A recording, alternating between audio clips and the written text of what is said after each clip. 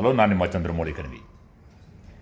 ನಿನ್ನೆ ಕೆಂಪು ಸಮುದ್ರ ಅಂದರೆ ರೆಡ್ ಸಿ ಎದುರು RCBಗೆ ಅಂತೂ ಕೊನೆಯಲ್ಲಿ ಈ ಸೀಸನ್ನಲ್ಲಿ ಮೊಟ್ಟ ಮೊದಲ ಹೋಮ್ ವಿಕ್ಟ್ರಿ.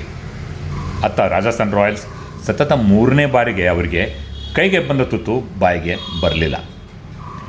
RCB ಗೆಲ್ಲುವುದಕ್ಕೆ ಒಂದೆರಡು ಪ್ರಮುಖ ಟರ್ನಿಂಗ್ ಪಾಯಿಂಟ್ಸ್ ಇವೆ.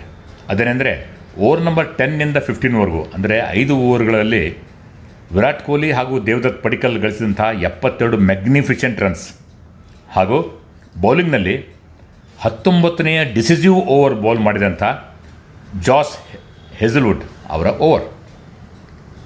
ಅತ್ತ ರಾಜಸ್ಥಾನ್ ರಾಯಲ್ಸ್ ಎಂಥ ಅದ್ಭುತ ಸ್ಟಾರ್ಟ್ ಸಿಕ್ಕಿತ್ತು.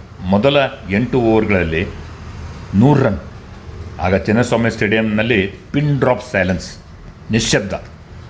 ಇಂಥ ಅದ್ಭುತವಾದ ಸ್ಟಾರ್ಟ್ ಇಟ್ಟುಕೊಂಡು ರಾಜಸ್ಥಾನ್ ರಾಯಲ್ಸ್ ಕೊನೆ 2 ಓವರ್ಗಳಲ್ಲಿ ವಿಕೆಟ್ಸ್ ಇಟ್ಟುಕೊಂಡು 18 ರನ್ ಹೊಡೆಯಲು ಹಾಗೂ ಫಿನಿಷ್ ಮಾಡಲು ಸಾಧ್ಯ ಆಗಲಿಲ್ಲ.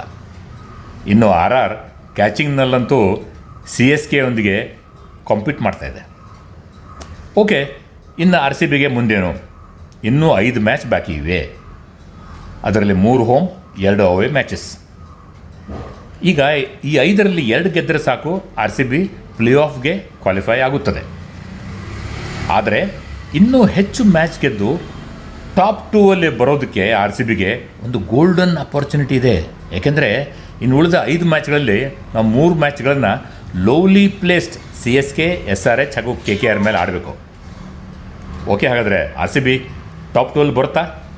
S or no?